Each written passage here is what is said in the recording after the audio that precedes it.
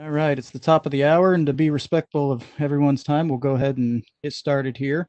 I'm Dusty Kokenberg. I'm the Director of Marketing here at Scale Computing. And before we get kicked off, just want to do a few announcements. If you do have Q&A throughout the webinar, feel free to put those into the Q&A console that's here in the WebEx system. We will have some time at the end that Alan and our two guests will be able to answer some of those questions. If we do not get to all of the questions, we will be sure to follow up after the event and be sure that we get all of those answered. So with that, welcome to the IT Operations and Government webinar with Scale Computing Solutions. Today, our moderator and presenter is going to be Alan Conboy with Scale Computing. He's the Office of the CTO. And with that, I'll go ahead and kick it over to Alan. Thanks, Dusty. And thanks for coming, guys. I appreciate you taking time out of your incredibly busy day these days to visit with us.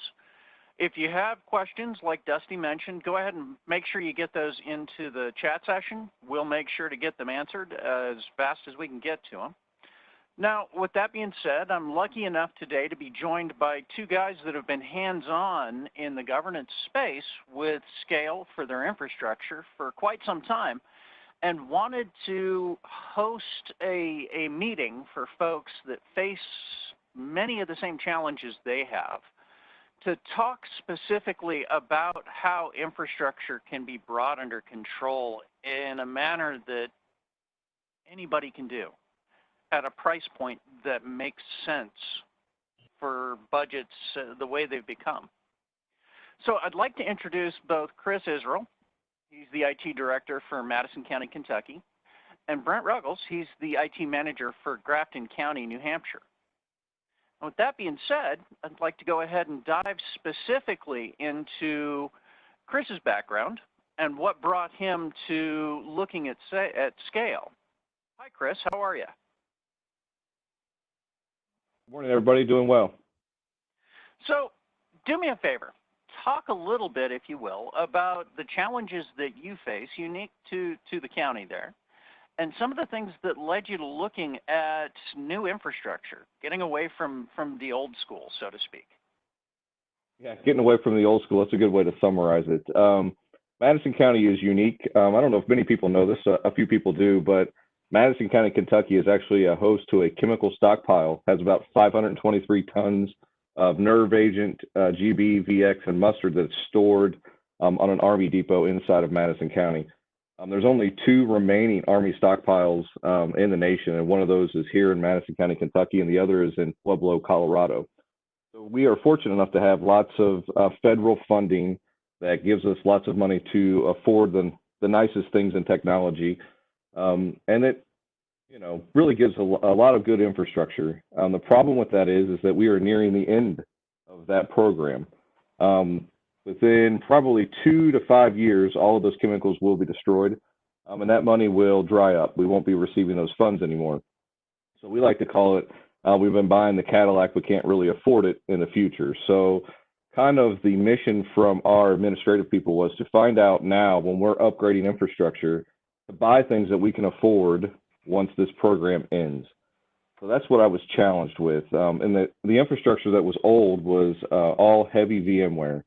We have nimble storage units and lots of VMware hosts.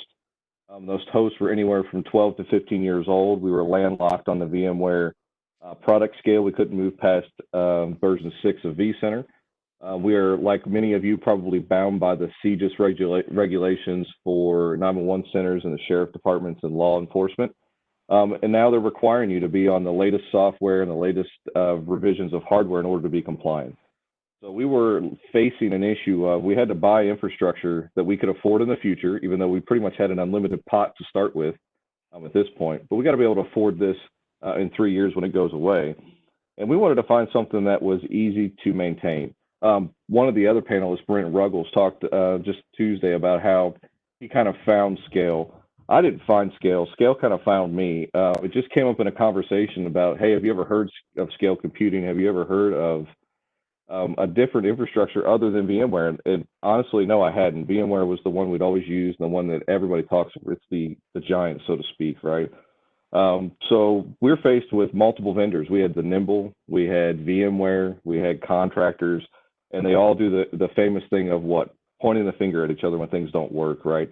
Our infrastructure was expensive to maintain. We were having to buy parts off of eBay, and when we wanted to do memory upgrades or when things failed, it was complicated. As all of you probably know, trying to set up all of those different networking paths and all that kind of stuff between your storage and your local SANs, it was complicated. And a lot of times you could never find what the real issue was. And again, it was aging. It was 10 to 15 years old, which is unheard of.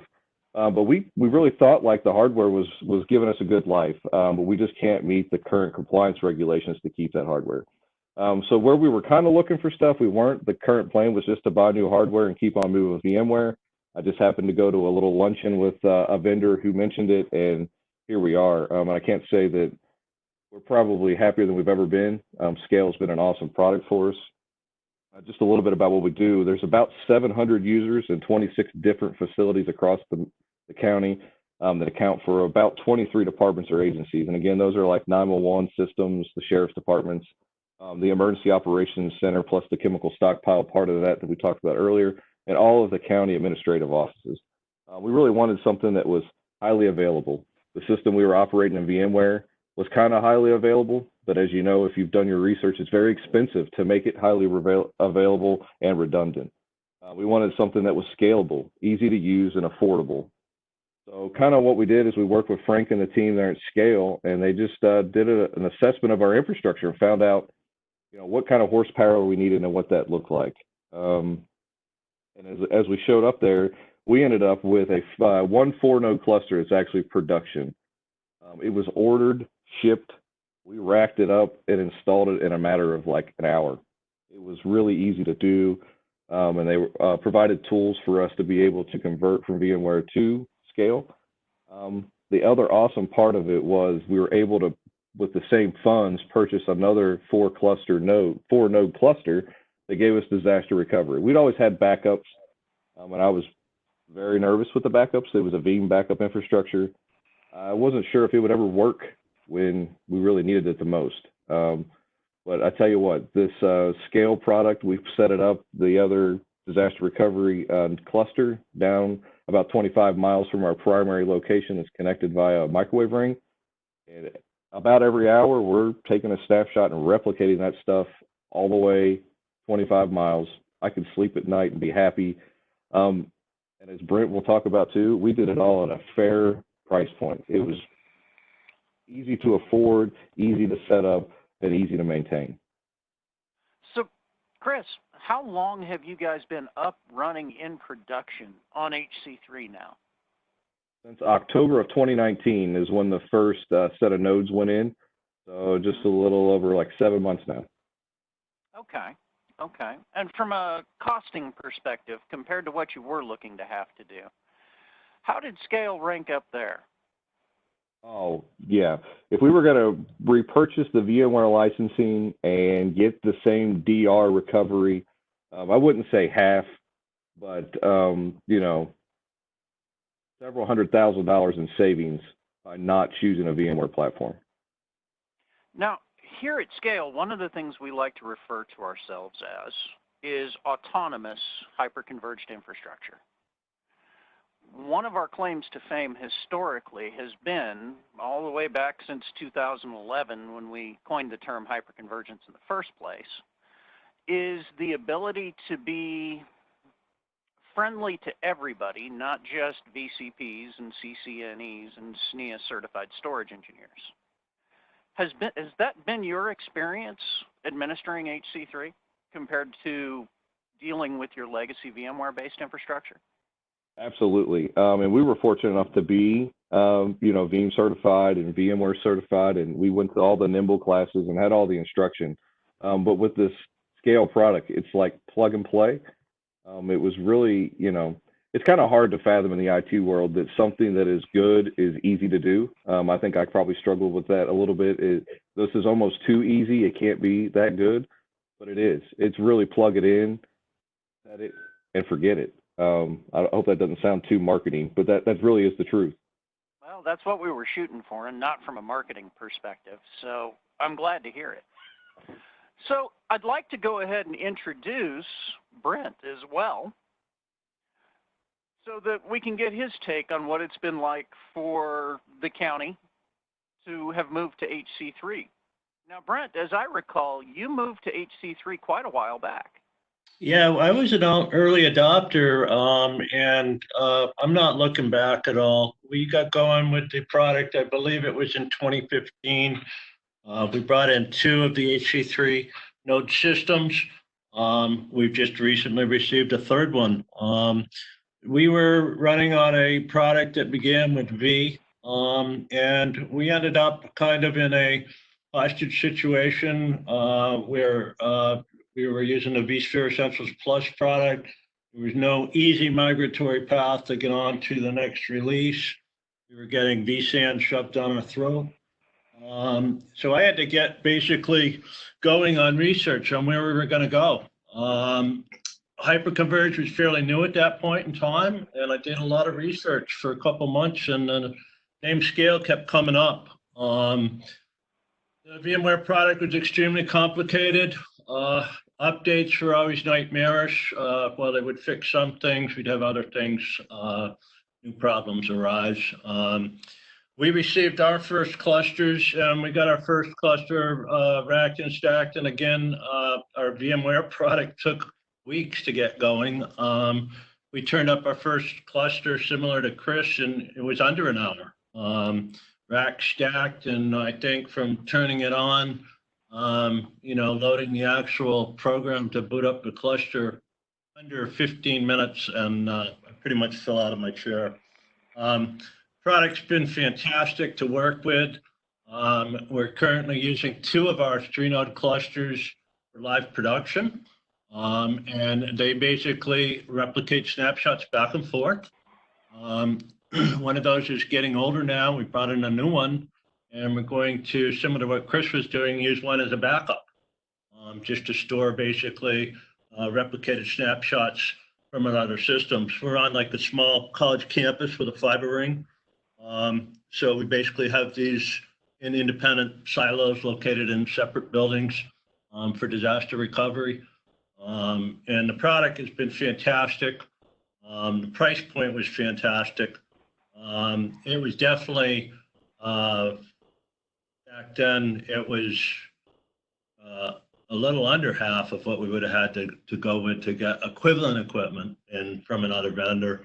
I was really excited about the company, your ability to use something that's open source, KVM, and hybridize it, use existing technology as part of their solution out there.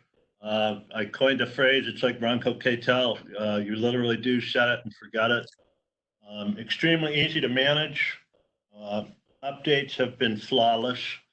Tech support is probably the best. I've been in IT for 28 years now. One of the best experiences I've ever had working with the team. These people are truly an extension of your team. You get to know them on a personal level. There's nobody that is inapproachable. I've talked to many of the upper echelon as well as support. We don't use them because you really don't need to, but a few times I have, it's just been carte blanche. They do an excellent job all around. We're really excited with the choice that I made. It's extremely simple to manage, and yeah, there's no turning back, no looking back. These guys are really the hidden gem that's out there in the ocean of many other vendors, and right here in the United States too, everybody. Some real innovators, leaders in the field, and I researched G2, Gartner, all kinds of places. And it's worked out extremely well for us.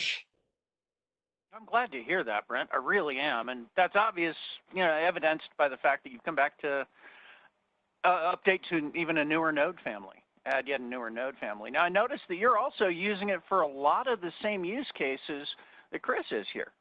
911 systems and sheriff's department, nursing homes, et cetera. Can you kind of expand on how you're using your cluster a little bit?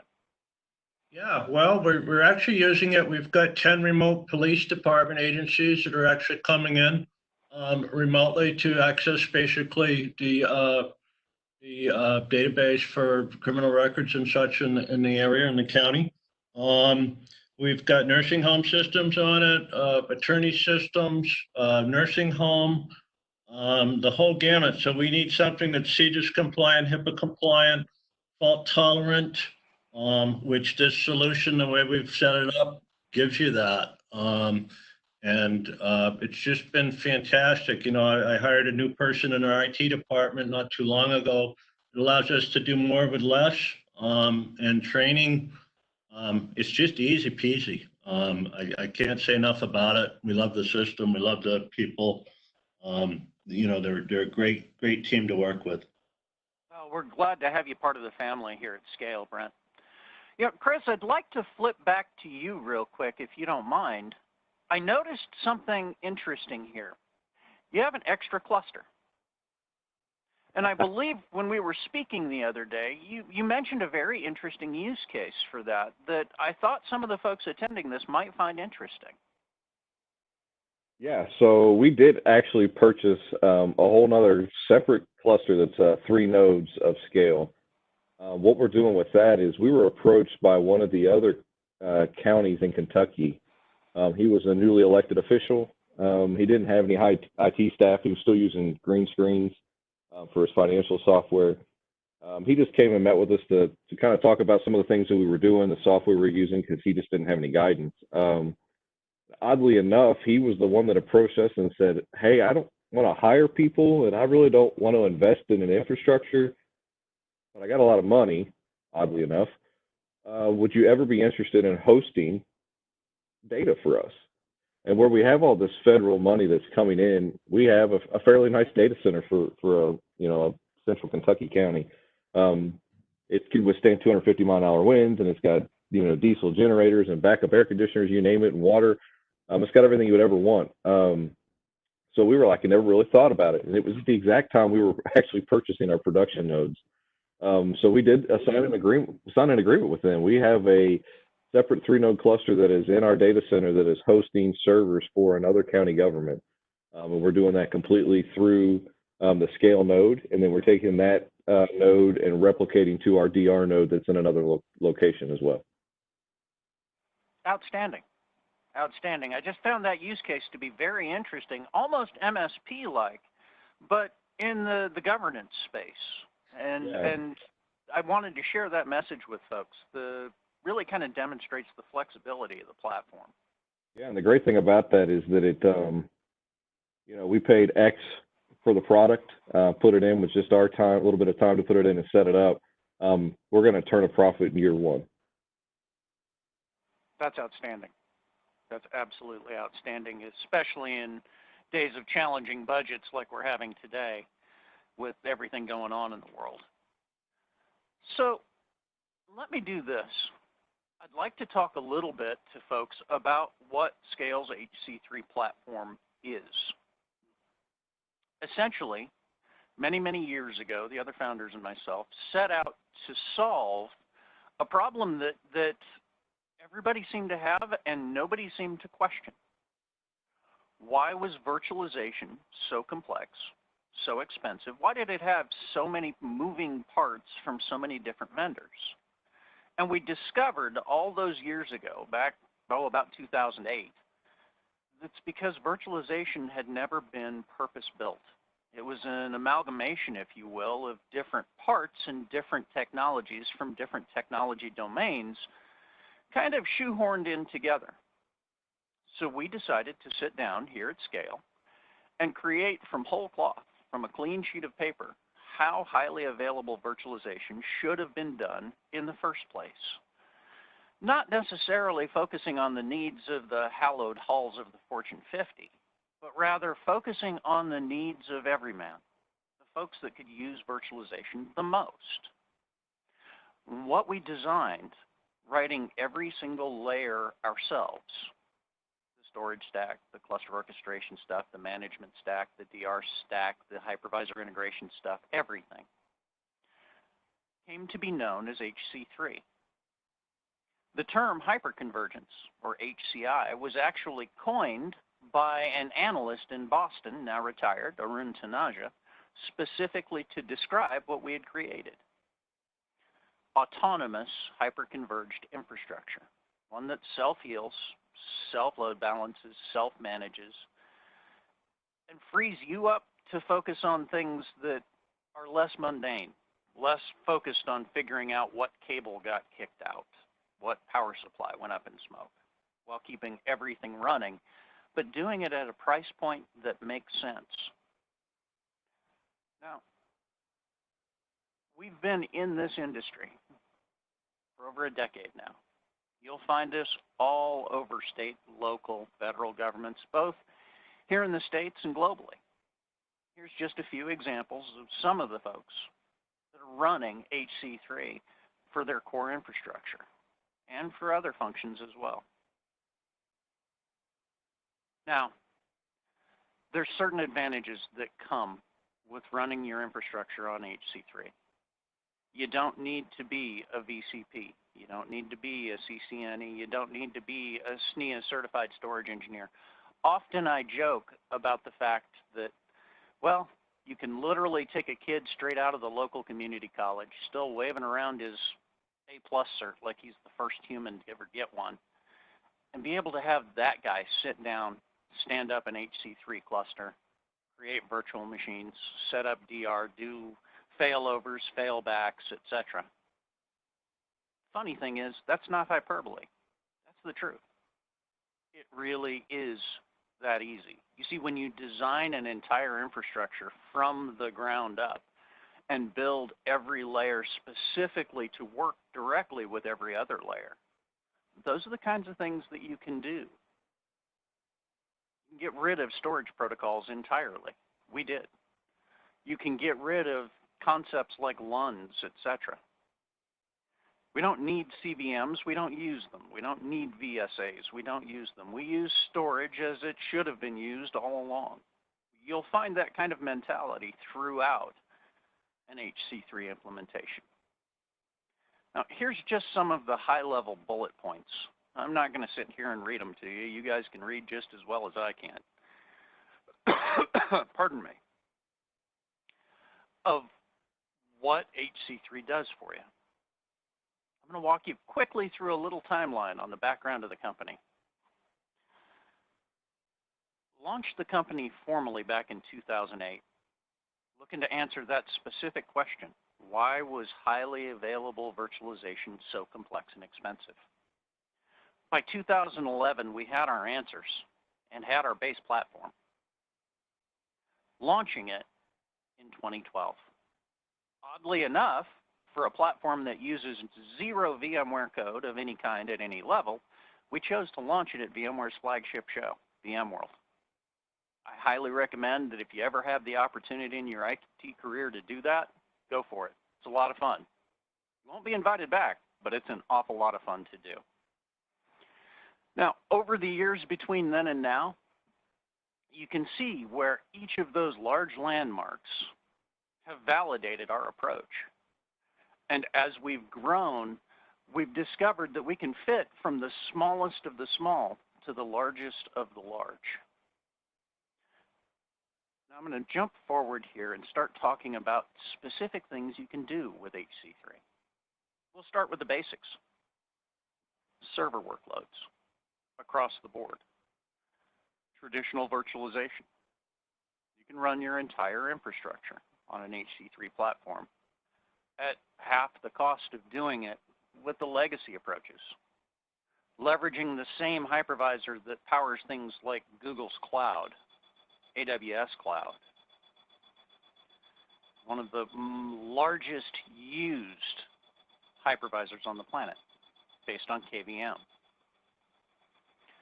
Now, expanding beyond just the basics of server virtualization. VDI. VDI done differently, though. Done in a way that doesn't require an entire cast of supporting servers and enough licensing to sync a battleship. Half the cost of a Horizon implementation or a Citrix implementation. That stands itself up in less than an hour. It's not hard to do at all. tons of folks from hospitals to cities and counties have already replaced their legacy VDI implementations with something that's much more cost-effective, doesn't give up on feature functionality, but frees admins up to do things that make a difference for the county. Now, extending that thought process further, and this is something you may have heard of us doing over the last 3 or 4 weeks. That same plumbing that enables VDI, the connection brokers, the gateways, etc., allow us to connect folks to any kind of desktop existing in the environment, physical or virtual. We were able to, in a matter of a day or less, get folks up and working from home once they found themselves stuck at the house and no longer able to get back to their desktops. Just inherent in our platform and approach. Moving on from there, one of the things you heard both Brent and Chris talk about is DR. Well, we built DR directly into the platform itself. Any HC3 cluster can replicate on a bidirectionally tracked with failover and failback to any HC3 target to which it has a route. Single nodes, remote entire clusters, HC3 Cloud Unity running on the Google Compute Engine. Agentless, inherent in the platform, nothing to buy. It's just part of what you get. You see, one of the things that we wanted to solve for with HC3 was getting rid of that entire notion that, oh, you needed to pay for this feature, you needed to pay for that function, oh, you wanted this, well, that's another license. No. With HC3, we wanted all features, all functionalities to be simply included in the platform, all done at the cost of the nodes themselves. And the nodes are roughly equivalent to the cost of decent servers, bringing budgets back in line and making it an order of magnitude easier to stand up, administer, and live with. Okay? All of your table stakes from a storage perspective, they're there. Dedupe, replication, you name it. But due to Scale's unique architecture and the way that we chose to implement things like state machines, getting rid entirely of external management servers. There's no equivalent to a vCenter server or a System Center virtual machine manager here. We don't need one. The nodes talk directly to themselves. Well, those same state machines, they manage all of the ancillary functions like deduplication, monitoring, hardware monitoring, automated recovery from problems, identification of problems. That's what the guys meant when they said it's very much set and forget. You don't need to think about it.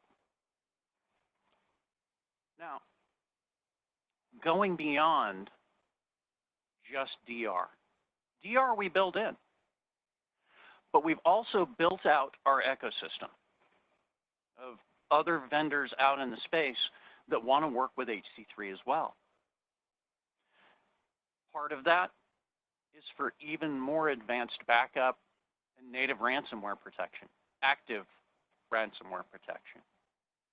Our partnership with Acronis brings those to the table, the ability to send that backup data in addition to as many targets as you want internally, in addition to the native DR replication and snapshot mechanisms, being able to send them to your cloud of choice. Now, anybody that's curious and really wants to see that ransomware protection in action, bust open a browser and Google a simple term, Acronis and WannaCry. Go to videos, and there's a video there that I think you'll find stunning. Natively, without human intervention required, automatically detecting ransomware payloads when they try to employ, stopping them, killing their threads, rolling the data back to its unencrypted state without a human having to get involved. That's part of what expanding our ecosystem does for our customer base. Now, in addition, I want to talk briefly about Cloud Unity. If you noticed in that timeline, early on, the good folks over at Google took notice of scale, took notice of what we were doing. You see, in the Google Compute Engine, the Google Cloud, they use an almost identical architecture to what Scale is implemented internally with HC3. And that struck up the obvious conversation of, hey, let's make it so that you can replicate your VMs, et cetera, directly into an instance running on GCP. But let's take it further than just simple DR, a tape drive in the sky. Let's make those Google instances participate in your local network.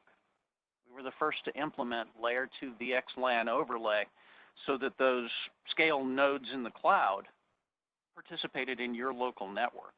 Still do. Doesn't have to be inflated from a CPU and RAM perspective until you need to fail over to it. And that translates to significant savings while still giving you that real-time failover capability set. Just easy to go. Now, when I said we could run from the smallest of the small to all the way up to the cloud, I wasn't kidding. Edge to fog to core to cloud, we have platforms that, without changing, reducing feature set, without modifying our stacks in any way, can run on platforms as small as the Intel NUC and as large as Google. Exact same interface, exact same stack, no matter where the use case or what size the use case. One thing to know, easy to learn, easy to manage. Our goal has always been be able to take your average Windows administrator and have him up to speed to where he can set up a cluster, carve off virtual machines, do those live migrations, set up DR, set up failovers and failbacks, and do it in 15 minutes or so. Less than an hour, certainly. That's what scale computing, that's what HC3 is all about. Now, earlier you heard Brent refer to scale as kind of the hidden gem. Well, that's what we've set out to do. We didn't want to go out and spend a ton of other people's marketing dollars. We wanted to immediately get to work, starting all those years ago, with making a difference for people that needed it the most. Here we are. Now, I want to finish up here by talking about support. Chris and Brent mentioned their support experience. You see, here at Scale, we decided early on that it didn't make sense to follow the herd. We wanted to get rid of the entire concept associated with, lead, copper, silver, gold, and platinum support contracts. Give everyone 24/7, 365 support. We also didn't want to hire script readers and, help desk folks, but rather hire tier 2 or better actual engineers that know the platform inside and out and make them immediately reachable. Our average time delta between when somebody calls support and when they're connected to a real engineer that knows exactly what they're doing is less than 90 seconds. That's led us to having one of the highest NPS scores in the industry, well into the mid-90s and sustained there for over a decade. Now, support directly accessible 24/7, 365 for the entire stack, no matter where a problem happens to be. But because we built the platform the way we did, self-healing, self-load balancing with those state machines acting essentially as a sysadmin in the box, that means that we are able to help support an entire issue start to finish, no matter where the fault lies. We've done that for years. Well, we've expanded that support use case beyond just the basics of technical support, offering remote services, integration, planning services, the entire suite that you'd expect, but doing it in a way that you just don't expect. Easy, friendly, and approachable. Folks, that's scale computing. That's why you find us all over state and local governance. That's why you find us in schools. That's why you find us everywhere that folks really need the high availability and simplicity that virtualization can bring, but we bring it with a peace of mind and at a price point pretty much nobody else can. With that being said, I'd like to thank both Brent and Chris for joining us, and I'd simultaneously like to throw the floor open to questions.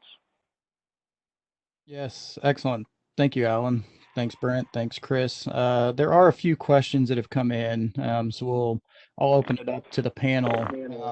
One is, I'm currently running VMware. How do I migrate my current VMs to the Scale platform? And I think Brent, or maybe it was Chris, mentioned that, and even Alan, you can cover that as well. Sure. So, like anything in this industry, there's half a dozen ways to skin that cat.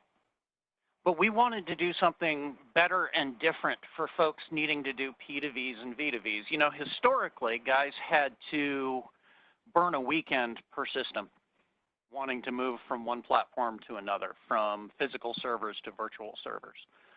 We knew we could do better, so we partnered all the way back in 2010 with a company to create something called HC3 Move.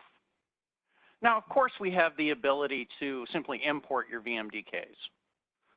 That's not hard. Do the same thing with VHDs and QCOW2s, depending on what platform you're coming from, okay? But we wanted to be able to do it without the outage windows. We wanted to give sysadmins their weekends back. So in creating HC3 Move, we created a platform that has an agent-based approach. You know, for example, you might have an old 2K8R2 VM running on vSphere that's maybe running SQL, running, doing transactions live. Maybe it's an OLTP web-facing database. Who knows? Well, with HC3 Move, you can simply toss an agent into that ESX VM. It's non-invasive. It doesn't require a reboot. It inserts itself at the network stack, the kernel, and the application layer. Okay. Simultaneously, over on HC3, on your shiny new HC3 cluster, carve yourself off a new VM. Maybe toss a base copy of 2K8R2 onto that, but don't bother with application adding or domain joining or any of that, and toss the agent on it as well. Now, bear in mind, that SQL instance, it stays up running, doing transactions the entire time. You bring up the move interface, select the source machine, the destination machine, and hit go. Now, while that SQL instance is up, running, doing column and row inserts, doing live transactions, it starts mirroring all of its directory structures, all of its registry entries, and all new I/O as it happens across the wire into the same locations on that target HC3 VM, silvering up the mirror. Once that process completes, might be an hour, might be a day, doesn't matter because you're up and running the entire time. But once it completes, Move comes back to you and says, hey, I'm ready to fail over. At your convenience, you hit the fail it over button. It does a graceful shutdown on that ESX VM without changing it in any way. Simultaneously reboots that HC3 VM, and Windows Update style rolls in those changes, rolls in the registry changes, etc. Comes up as that same SQL VM, that same 2K8R2 instance, only now running on HC3. Total outage window is just the length of time of that reboot. Gives you the weekend back. Gets rid of the outage window. It's that mentality that we bring to everything in the HC3 world. Make it simple. Make very complex things simple to do. I hope that answers your question on any of many ways that you can move virtual machines from whatever the legacy infrastructure is to HC3. Dusty, do we have another question? Yep, absolutely. I appreciate that. Thanks, Alan. The next one, would Scale require me to continue using Veeam or something similar for backups? Require? No. You can. if you really, really want to. Any of the Veeam-based, in-guest-based, agent-based approaches work fine. They don't know anything's changed. Whether it's, Veeam or Unitrends or Commvault or, backup player of choice, any of those in-guest-based approaches continue to work. Okay? However, what you find with HC3 is we've done the thing that needed to be done all along. We've bifurcated concepts that used to get lumped in together, DR and backup, and done it in such a way that the entire DR piece, snapshotting, replicating from site to site, etc., is simply inherent in the platform. Taking snapshots, the act of taking a snapshot doesn't consume any additional space. We have low-level control over the individual blocks themselves, and it's simply a pointer that we need to insert. So we do. Okay. We actively support 5,986 snapshots or so. Rounded off, call it $6,000 per virtual hard drive per VM. When you've got that kind of flexibility, there's a whole lot you can do. Now, on top of that inherent built-in DR with replication, failover, and failback, that's where we bring in our partners like Acronis to handle the more advanced and deeper integrations with specific applications, to bring things like ransomware protection and modern threats, more than just, guy that backhoes the wrong thing or bad weather. Okay? And allows even greater flexibility of using up some Azure credits that you might have got when you went to Office 365, etc.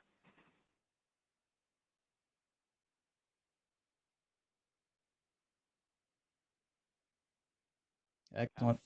All right, and I got one final one here. They're asking, can any of the appliances be treated as a primary cluster? So, for example, can 3 edge appliances be used at primary data center for smaller customers? Of course you can. And then replicate those back to larger data centers, larger clusters at a core location. That's not that terribly different from what Chris is doing and hosting some of his environmental stuff for some of his area counties. Several of our other state and local government customers do things like act as replication targets, failover and failback targets for each other, where 2 adjacent counties might replicate their data to each other for simple failover and failback. That's where our conversation started, Alan, was they wanted us to really just be a backup node for them. But as the communication kind of happened, they just didn't have any internal infrastructure to handle it. So that's why we're hosting their actual servers in our data center. But you're right. There's a lot of talk between one of the cities in our county to do the same thing, to just back up their data to us. There seems to be a lot of questions about whether they need Veeam or not. We let our Veeam licenses lapse, and we do not use Veeam anymore. We rely solely on the replication between the 2 clusters. And we are looking into the Acronis product to do a 3rd site backup that would be more of a file level backup to one of our radio tower sites that has storage space available. That raises a good point, Chris. One of the other functions of backup, as it differentiates from DR, backup by definition means getting your data off platform, right? That's part of why, in addition to the ransomware protection piece that just comes with it and cloud access piece, is the ability to back up your data completely off of HC3. That's just good practice no matter what the platform is and who the admin is. Always keep a copy of your data completely off platform. Have a copy sitting in the cloud, copy on that NAS over there, copy on a SAN across town. That's where that backup differentiation comes into play.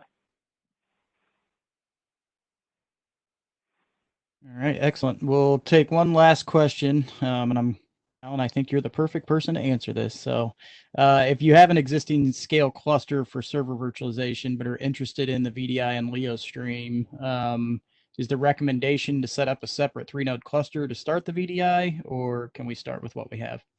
It depends on what you have, what it is, what you're using it for, what the load is, and what available resources are.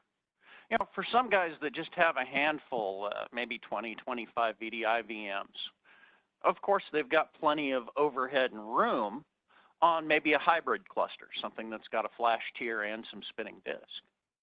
But if somebody, on the other hand, has maybe an older all spinning disk cluster that is heavily loaded, it might not be the best user experience to try and co-locate those. Now, conversely, if you're looking at a full-blown VDI implementation, a few hundred to maybe 1,000 seats, honestly, I vastly personally prefer, just taking my scale hat off for a minute, to keep those desktop loads separate from my server loads. Reason being, once you get above just a handful, the I/O patterns and CPU utilization patterns between the server infrastructure stuff and desktop usage often become at odds with each other. Nobody's going to complain if the desktop's slow to respond on a server, on a file server, but everybody's going to complain if, you know, their mouse isn't moving the way it should. Excellent.